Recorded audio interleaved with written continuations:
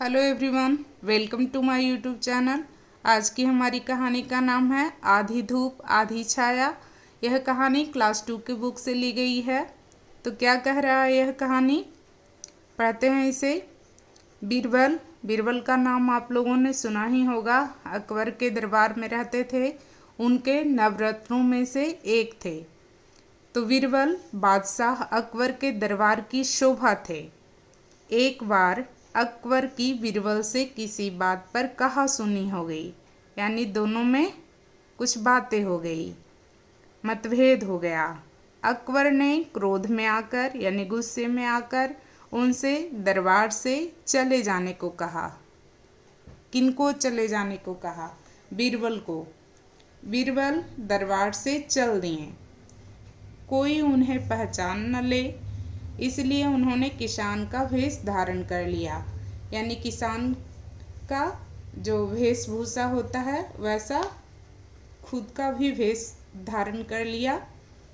किसने? बीरबल ने। घूमते घूमते वे एक गांव में पहुंचे। वहां उन्होंने देखा कि एक किसान अपने खेत में काम कर रहा था। बीरबल ने उस किसान से पूछा, क्या तुम मुझे काम दे सकते हो? किसान दयालु था, यानी कि दया थी किसान में। उसने कहा, भैया काम तो आपको मिल जाएगा, लेकिन मजदूरी नहीं दे पाऊंगा।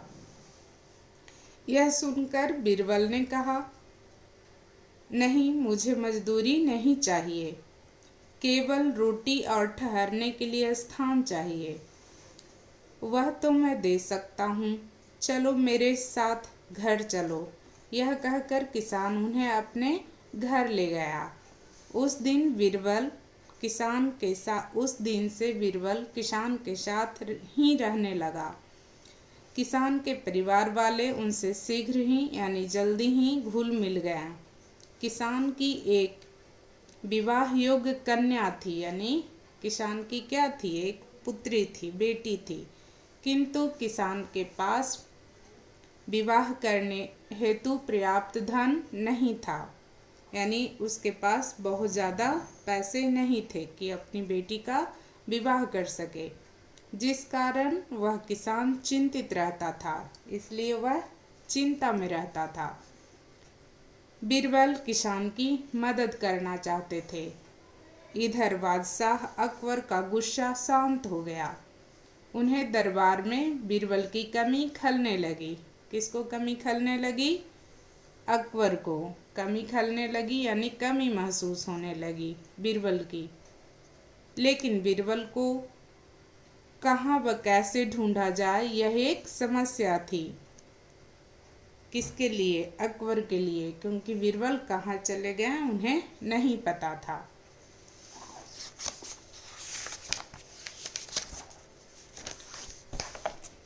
अचानक बादशाह को एक तरकीब सूझी, यानी एक उपाय सूझा। किसको? बादशाह अकबर को। उन्होंने सारे राज्य में ऐलान कर दिया कि जो आदमी आधी धूप और आधी छाया में एक सप्ताह के अंदर दरबार में आएगा, उसे वे 10,000 मुद्राएं इनाम में देंगे। मुद्राएं यानी पैसे जो हैं वो उसे क्या देंगे? इनाम में देंगे। बादशाह का ऐलान उस गांव में भी पहुंचा, यानी बादशाह ने जो घोषणा की वो उस गांव में भी पहुंचा जहां बीरबल रह रहे थे। उन्होंने यह सुना तो वह बहुत खुश हुए। कौन खुश हुए? बीरबल। बीरबल को किसान की मदद करने का साधन मिल गया, यानी कि बीरबल को क्या मिल गया? किसान की मदद करने का एक तरीका मिल गया।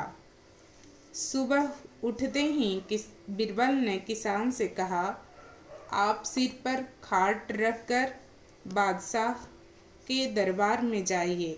बादशाह आपको 10,000 मुद्राएं दे देंगे। उससे आप अपनी बेटी का विवाह धूमधाम से कर सकेंगे। क्या कहा? सिर पर खाट रख करके कहाँ जाएं? बादशाह अकबर के दरबार में जाएं तो बादशाह आपको क्या देंगे? पैसे देंगे, 10,000 मुद्राएं देंगे। यानी पैसे देंगे, जिससे आप अपनी बेटी का विवाह धूमधाम से कर सकेंगे। बीरबल के कहे अनुसार किसान खाट सिर पर रख कर चल दिया। खाट के कारण उसके सिर पर धूप और छाया दोनों पड़ रही थी। रास्ते में जो भी उसे देखता वही हंसता, लेकिन किसान किसी की परवाह किए बिना चलता ही गया। अंत में वह दरबार में पहुंचा और बादशाह से बोला, जहाँपना, मैं आपके प्रश्न का उत्तर लाया हूँ। बादशाह को समझते देर न लगी कि बीरबल इसी के यहाँ होंगे। यानी बादशाह समझ गए क्या कि बीरबल इसी के यहाँ होंगे, क्योंकि बादशाह ने घोषणा क्या की थी कि जो आधी धूप और आधी छाँव में 1 सप्ताह के अंदर उसके दरबार में आएगा वो उसे क्या देंगे, इनाम देंगे।